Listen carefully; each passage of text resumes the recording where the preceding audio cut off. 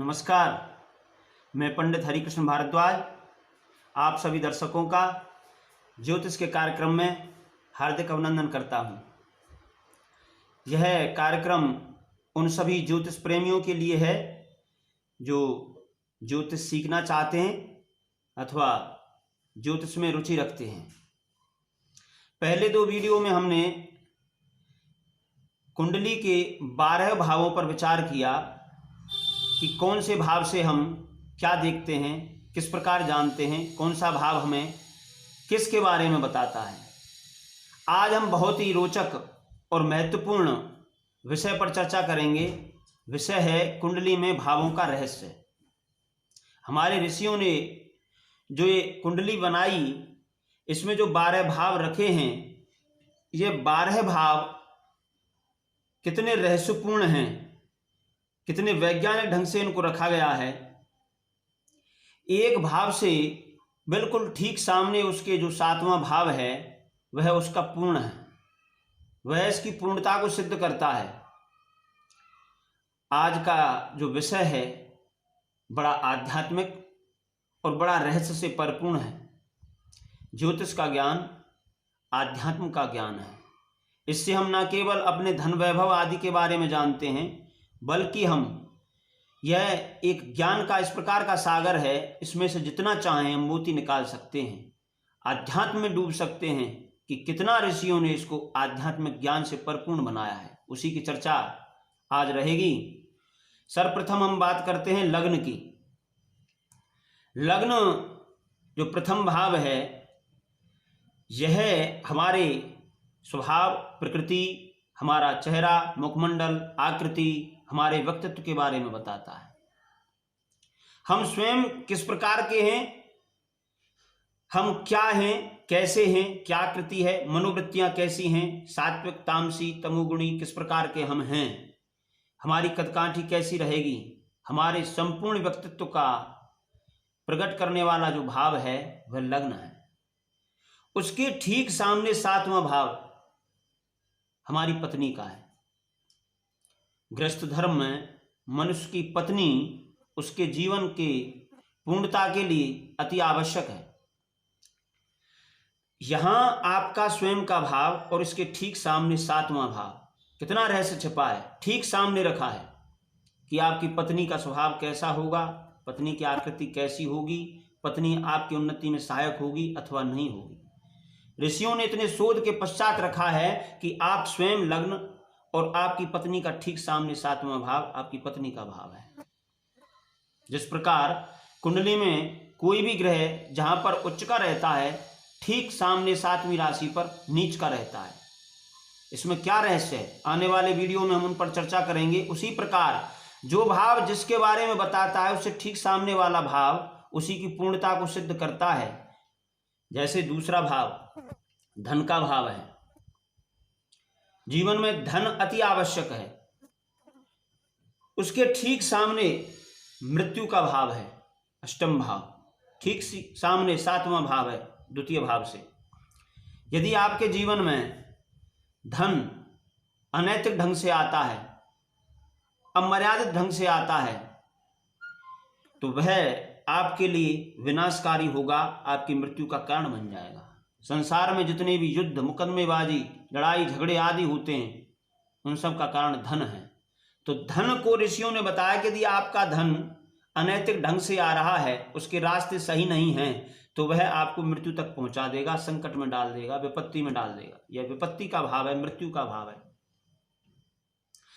कितना सटीक और कितना रहस्यमयी ज्योतिष है कि इसके ठीक सामने, धन के ठीक सामने मृत्यु है।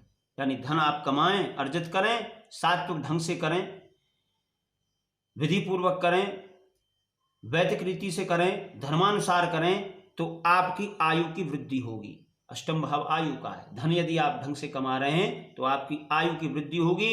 यदि आप तनावग्रस्त होकर के, यदि आप अनैतिक ढंग से, चोरी इत्यादि से या अमर्यादित ढंग से कमा रहे हैं, तो आपकी मृत्यु ठीक सामने है, वही आपको मृत्यु तक ले जाएगी। यही भाव आपके परिवार का है। द्वितीय भाव परिवार का भाव है। परिवार और धन दोनों को रखा है इसी भाव में। यही भाव आपकी वाणी का है। तो यदि आपका धन, वाणी और परिवार पर संतुलित नियंत्रण है तो आपकी आयु की वृद्धि होगी, आपका जीवन लंबा होगा। यदि आपने इनका संतुलन बिगाड़ दिया, आपकी वाणी कर्कश है, मर्यादाहीन है, कहाँ कब कैसे बोलना है, तो वही वाणी आपको मृत्यु तक ले जाएगी, संकट में डाल देगी, विपत्ति में डाल देगी। ठीक सामने विपत्ति का भाव। यदि परिवार पर आपने विशेष ध्यान दिया, मोहग्रस्त रहे और धन का ध्यान नहीं दिया तो निर्धन रह जाएंगे। और यदि धन पर विशेष ध्यान दिया तो कई अपने जीवन में धन को इतना महत्व देते हैं कि परिवार पीछे छूट जाता है, बिखर जाता है। तो ऋषियों ने इसी भाव में धन, वाणी और परिवार को रखा है कि आपका इन दोनों पर संतुलन होना चाहिए। धन और परिवार दोनों में एक बैलेंस रहे, तभी आपकी आयु दीर्घ होगी, लंबी होगी। इसी प्रकार तृतीय भाव पराक्रम का भाव है। यदि आप अपने जीवन में पराक्रम करते हैं, पुरुषार्थ करते हैं, परिश्रम करते हैं, तो उसके ठीक सामने भाग्य का भाव है। आपका भाग्य आपका साथ देगा।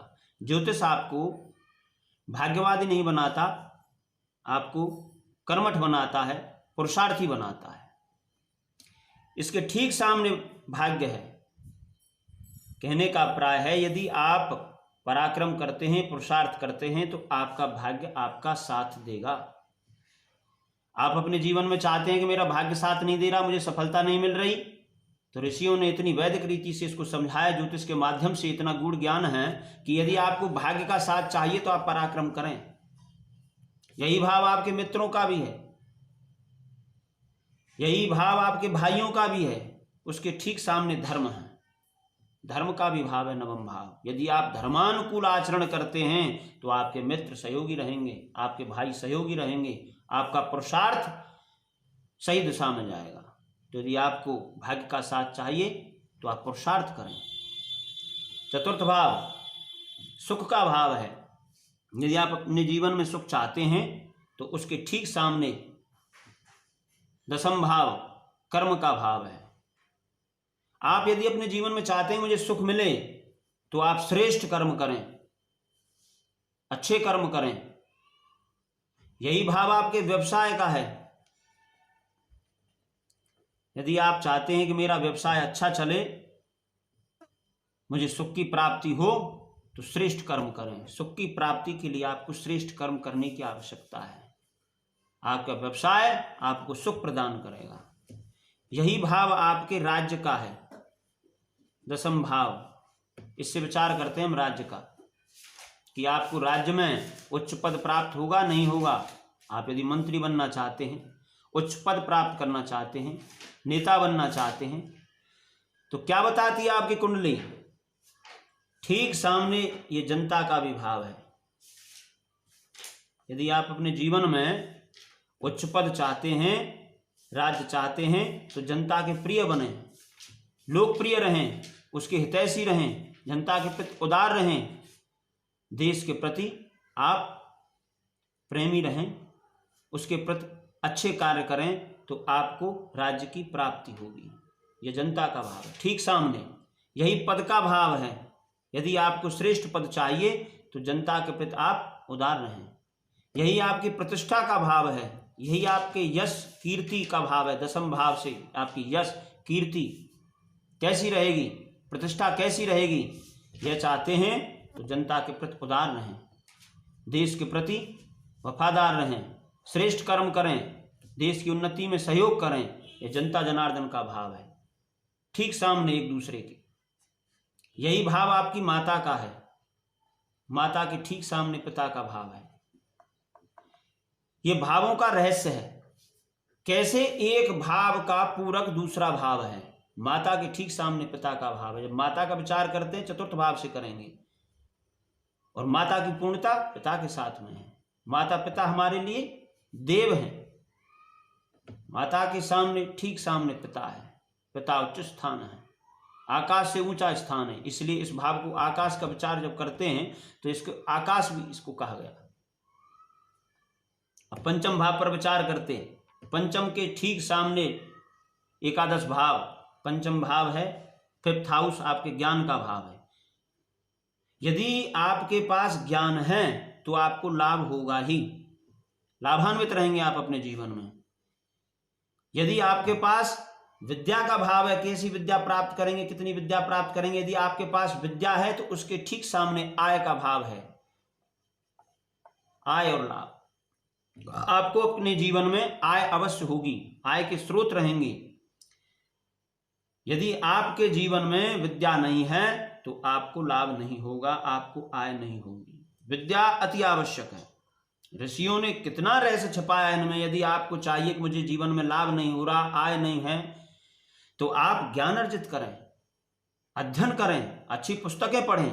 कितने हमारे ऐसे विद्वान हैं जिनका जीवन समाप्त हो गया, आज संसार में नहीं है, किंतु उन्होंने ज्ञान इतना हमें दिया, ऐसी पुस्तकें रखी, आज उनका ज्ञान अमिट है और उसी से हम सभी आज लाभान्वित हो रहे हैं। उनकी विद्या से उनको उनके जीवन में लाभ रहा और आज भी समस्त संसार उनसे लाभान्वित है। तो अपने जीवन में यदि आपको लाभ चाहिए तो ज्ञान अर्जित करें, विद्या अर्जित करें। ठीक सामने 6ठ भाव रिपु का भाव है, उसके ठीक सामने 12th भाव व्यय का भाव है। यदि आपके रिपु अर्थात आपके शत्रु हैं तो आपका खर्चा होगा ही। कुंडली हमें यह बताती है कि हमारे जीवन में जो भी समस्या आ रही है तो उसका निदान क्या है। यदि आपका खर्चा अधिक हो रहा है, व्यय अधिक हो रहा है, तो आप देखेंगे कि आपके ठीक सामने आपके रिपुओं के कारण होता है। जब शत्रु होते हैं तो आपका खर्चा होता है, मुकदमेबाजी होती है, कारागार तक चले जाते हैं। तो ये भाव कारागार का भी है, ठीक सामने इसीलिए रखा गया है कि शत्रु कम से कम रखें, शत्रुता ना बढ़ाएं। यही भाव रोग का है। यदि आपके रोग रहेगा, शरीर में ऋण रहेंगे आप, तो आपका खर्चा होगा, व्यय होगा। अर्थात अपने शरीर पर काम करें, स्वस्थ रखें तो आपका व्यय स्वयं कम होगा। यही भाव आपके आंतरिक जो हमारे शत्रु हैं उनका भी है। शत्रु केवल बाह्य जगत के नहीं होते, शत्रु आपके आंतरिक हैं। प्रमाद है, आलस्य है, काम, क्रोध, लोभ, ईर्षा, द्वेष, पाखंड इत्यादि आपके शत्रु हैं। यदि वो आपके अंदर छिपे हैं तो आपका खर्चा होगा, अर्थात आपका जीवन लाभान्वित नहीं रहेगा, अभावग्रस्त रहेंगे आप। इसलिए उन पर आप विजय प्राप्त करें तो आपका व्यय अधिक नहीं होगा, आपका जीवन आनंददायक रहेगा। यही भाव आपके मोक्ष का है। यदि इन सब पर आपने विजय प्राप्त कर ली, अपने रोगों पर विजय प्राप्त कर ली, आंतरिक शत्रुओं पर विजय प्राप्त कर ली, जो आपके दुर्गुण हैं उन पर विजय प्राप्त कर ली, तो आपका मोक्ष निश्चित है। प्रथम भाव से 12th भाव तक क्रमबद्ध तरीके से रखा है और ऋषियों ने एक के सामने दूसरा जो भाव रखा है वह उसका पूर्णता को सिद्ध करने वाला भाव है कि आपके जीवन में जिस भी वस्तु का अभाव है तो वह देखें कि मेरे जीवन में वह अभाव का कारण क्या है, कितना रहस्य है इन भावों में। इसी की जानकारी आगे वाले वीडियो में हम आपको देते रहेंगे।